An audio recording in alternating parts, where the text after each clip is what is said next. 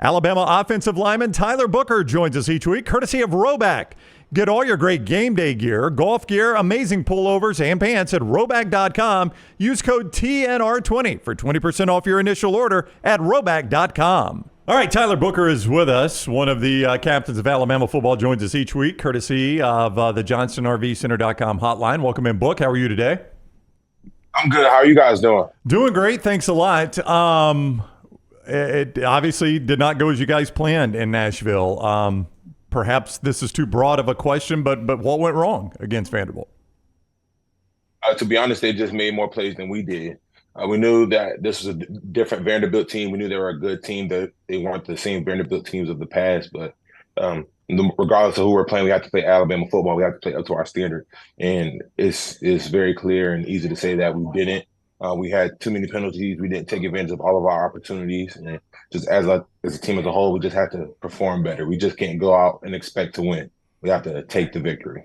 Go back to halftime in Nashville because, I'm sitting on my couch and I'm like, okay, this team is down 23-14, but they have so much talent. We saw them up 28-0 against Georgia less than a week before.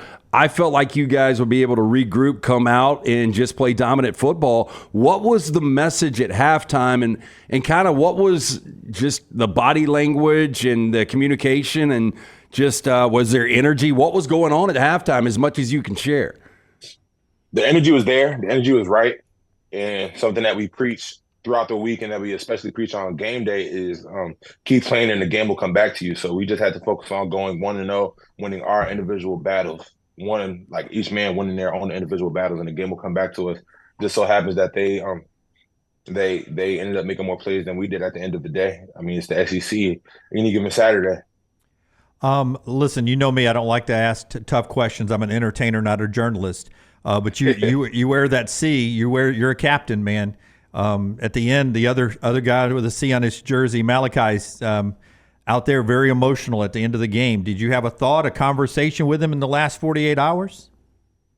Yes, I have. And Malachi, he's so prideful about the University of Alabama. Like, I've learned so much about being an Alabama football player from Malachi, and it means so much to him. So, yeah, he had an emotional moment at the end of the game, but when he got into the locker room, he was the leader that he needed to be. And just having a conversation with him, we just talked about how bad the both of us wanted, because Malachi has won a national championship, but as a freshman, he wants to go out the right way, just as I do, and just as everybody else on the team does. So we all understand where his frustration was coming from. How do you focus that frustration? I mean, you can't do what he did, obviously. That goes without saying, and I'm hoping he's aware of that, and I'm sure he's been made aware of that, if not. How do you, as a player, Book, focus your frustration like that, other than going and kicking the football and waving off your coach and stuff like that? Well, Malachi, he spoke to the team. We all had a conversation with Malachi, and we all understand where he's coming from. Like, he's a competitor, and anybody who has been in a situation like that, anybody who has been here for their fifth year, they would feel the same way. They would feel the same way now. Did he go about the right way? No, but we all appreciate we all appreciate how much Malachi cares. So I just want to put that out there first and foremost, and that's my teammate, and I'm always going to have his back. But the way that I handle it, I always try to, the first thing that I think about, like when I was on the sideline during that moment, I was like, okay, like what could I have done better, and how can I prevent this from happening in the future? But I learned that from Malachi. So like Malachi is one of the leaders on this team. We still trust, believe, and love him. So we're very excited to see how he responds this week. But we're all behind Malachi. We all have his back. Look, we're not doubting you at all, and I know these are difficult questions, especially when you're talking about teammates. And look, we know your love and your pride for the University of Alabama. But when Kane Womack tried to get him out of the game, he basically shoot him off. And whoever 18 was that came in, he told him, nope, I'm not subbing out, I'm not coming out. I mean, do you think there's the same level of respect for this coaching staff as there was last year for that coaching staff? There's definitely the same level of respect. And for whatever happened on the field during that, I didn't see it. I wasn't clued into what was going on then. I was talking to my coach, so I didn't even see that go down. But I know for a fact there's the same level of respect for this coaching staff as there was for the last one as well. Like we have a tremendous amount of respect for this coaching staff, and like I said before, and I'll keep saying we're tremendous competitors. Malachi is a tremendous competitor. He loves to compete. He hates to lose. We all hate losing, and that's why I'm so excited to go into this South Carolina week to see how much we've grown from this game, and I'm so excited for the rest of the season because there's so much football left to play to grow and improve off of this game. Like this game is going to make us into who we are as a team. This game is going to show who Alabama is. Listen, I'm not a high IQ guy. 17 minutes of having the football and you score 35 points. Cheap math from Alabaster, Alabama. That's more than 2 points a minute. You guys on the offense were still clicking, which is a positive sign. Have you ever played a game where you sat on the bench as much as you sat on the bench for 17 minutes while the other team had it for that 42 minutes? I don't think I've ever played in a game like that, but it's SEC football. It's any given Saturday. You never know how the game can go. So we just have to make sure we take advantage of all of our opportunities. And I believe during the breakdown yesterday, we had 9 possessions and we scored on 5 of them, and that's just not good enough for us. We expect to score every time we touch the ball, so we have to be better as an offense as well. Tyler Booker is with us. He's on the JohnstonRVCenter.com hotline. I assume it was a tough film session for everyone involved in the team. And I'm not saying that when you looked on film you saw effort issues, but I do want to ask, if there are effort issues as a player, does that jump off the film to you if you see one of your teammates not giving enough effort? Yeah, it would jump off the film if I seen it, but I didn't see it at all. I saw everybody fighting until the end. Like it literally took it to a penalty in the last, like one of the last minute first downs for the game to really be over. But before then, we were fighting until the end, and that's one thing that nobody could say about this team is that we didn't fight, and we're not a team full of fighters. Like even from last year, 4th and 31, us having 2 freshmen make 2 huge plays last week against Georgia, and even up until this week, we are going to fight. That's something that you'll never be able to say about this team, that we're not a team full of fighters. We've been fighting since whatever January 11th, I think, when Coach Saban retired, January 8th, whatever the exact date is. That's how long we've been fighting. So we're a team full of fighters. So you'll never be able to turn on the film and be like, okay, this guy's not giving effort. Because if that guy's not giving the right effort, he just won't be on the field. Because if you're going to be one of those 11 on the field wearing that script out on your chest, you're going to fight for the whole game. That's the standard. That's what's expected of you every week. We're going to go prove that this weekend. This time last week, you guys were the number 1 team in the nation. You were coming off of putting college football on high alert, basically beating Georgia down in that first half, en route to winning the game.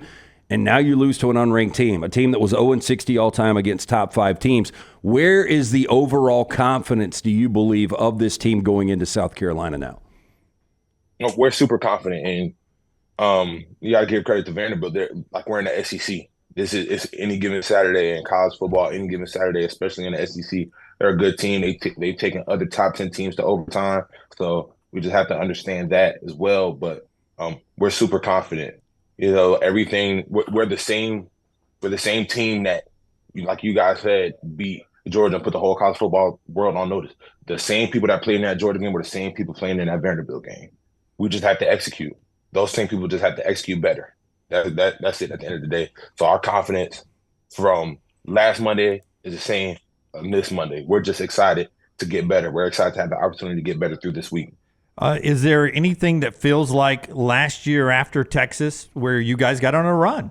I mean, you lost to Texas. I mean, different brands, obviously, but there was a loss, and you said you guys are a bunch of fighters. Does this sort of feel like the Monday after the Texas loss, and you feel like there's a good fight left in you? I feel like it feels better than the Monday after the Texas loss. And I know that was a year ago, and I don't like to compare this year to last year to this year, but I feel like just the energy and the excitement, the readiness and the urge to get back to work is greater than it was last year. And that's why I'm so excited for practice tomorrow. Everybody's excited for practice tomorrow. If we asked Coach DeBoer to practice today, we would practice today if he would allow us. But we're so eager to honestly get that bad taste of a loss out of our mouth. And that's the hard thing about football compared to other sports. Basketball, you play every other day. You play back-to-back days some days. Baseball, you play 3 days in a row. So if you lose a game, you'll be able to win quick. We have to sit with this feeling of an L for a week. and we have to work hard to get that taste out of our mouth this Saturday. CoverCrimson.com. It is a site where you can go get all Alabama great shows, message board there. You can join for $1 for the first month at CoverCrimson.com. Book, you've said that a lot. You've said, we're pissed off. We're tired of losing. We're not tired of losing. You've only lost one game. This loss hurts. Can't wait to get away to practice today if we could. What will that look like on Saturday? So if Alabama fans show up to that game or they dial it up on TV 11 o'clock, how do you channel that frustration into Saturday? What would a fan expect to see to say, okay, I heard Tyler say that Monday and he was absolutely right? You'll see Alabama football being played. Simple as that. And those who watch SEC, watch Alabama football, you're going to see relentless effort. You're going to see guys finishing plays. You're going to see guys going above and beyond. You're going to see guys playing their best game. You're going to see guys win their one-on-one match. And that's what playing Alabama football is all about. All right. Book, thank you. We appreciate you coming on. Were you dreading this? Did you not want to do this today? No, I always love talking to you guys. Long season, my friend. It is. All right, Book. It is a long season. Yeah, it is. Have a good week. Good week, buddy. We appreciate the time. Appreciate y'all. Y'all have a good one. All right, buddy. Take care. That is Tyler Booker with us, the Alabama offensive lineman and team captain. He was on the JohnstonRVCenter.com hotline. Again, don't forget, CoverCrimson.com. Go sign up today. On fire over there on their shows with Mick and Clint and Stacy and the guys. All right there at CoverCrimson.com. Join for $1, CoverCrimson.com.